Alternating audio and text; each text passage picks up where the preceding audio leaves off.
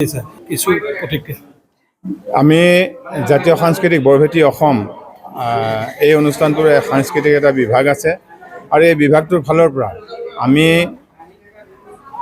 অসমৰ বিভিন্ন প্ৰান্তৰ কেইবাখনো জিলাৰ পৰা প্ৰায় 16 গৰাকী জন্মান্ধ ছাত্ৰ ছাত্ৰীক ইয়াতে সমবেত কৰাইছোঁ।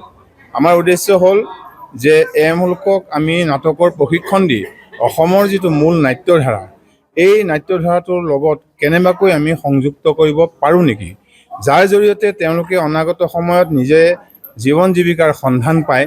এই নাট্যধাৰাৰ জৰিয়তে নাট্যাভিনয়ৰ জৰিয়তেও অসমত জীৱিকাৰ বাট উলিয়াব পৰা যায়, এই কথাটো আমি সৰ্বজন বিদিত, আমি সকলোৱে জানো। কিন্তু কথা হৈছে কি, এই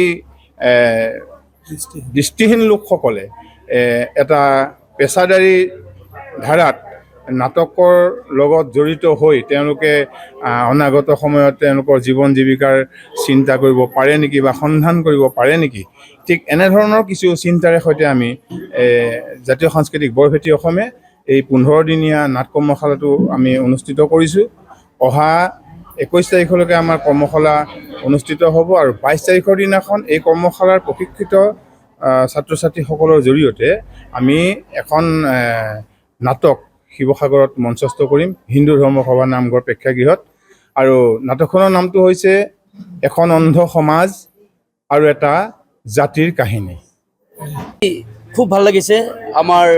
আমাৰ দৃষ্টিহীনসকলক লৈ আমাৰ শ্ৰদ্ধাৰ ৰূপক ভূঞা ছাৰ তেখেতৰ তত্ত্বাৱধানত তেখেতে আমাক দৃষ্টিহীনসকলক লৈ অসমৰ নাট্য জগতত যাতে কিবা এটা দিব পাৰি, সেই উদ্দেশ্যৰে তেখেতে আমাক আজি আমাৰ দৃষ্টিহীনসকলক লৈ এখন নাটক আমাক কৰ্মশালাৰ বাবে আমাক আজি ইয়াত নিমন্ত্ৰণ কৰিছে আৰু খুব ভাল লাগিছে। আগতেও তেখেতে আমাৰ বিশ্ব দৰবাৰত আমাক জিলিকাইছে। তেখেতসকলে এখন অন্য এক পৃথিৱী নামৰ এখন চুটি ছবিত আমি অভিনয় কৰাইছে আমাক, তাৰবাবে খুব ভাল লাগিছে, বহুত ভাল লাগিছে আৰু ক'ব ভাষা নাই আৰু তেখেতে আমাৰ কাৰণে যিমান কৰিছে।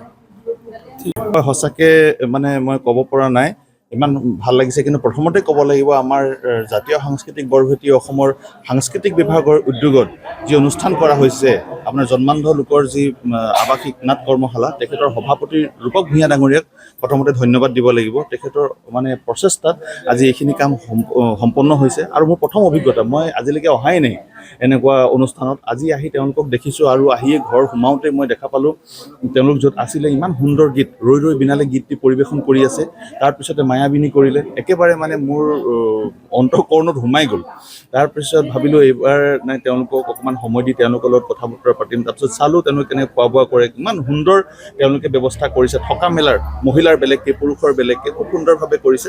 তাৰ কাৰণে মই সমূহ উদ্যোক্তা কমিটি আৰু সকলোকে, সভাপতি প্ৰমুখকে সকলোকে ধন্যবাদ আৰু কৃতজ্ঞতা জ্ঞাপন কৰিছোঁ আৰু খুব ভাল লাগিছে।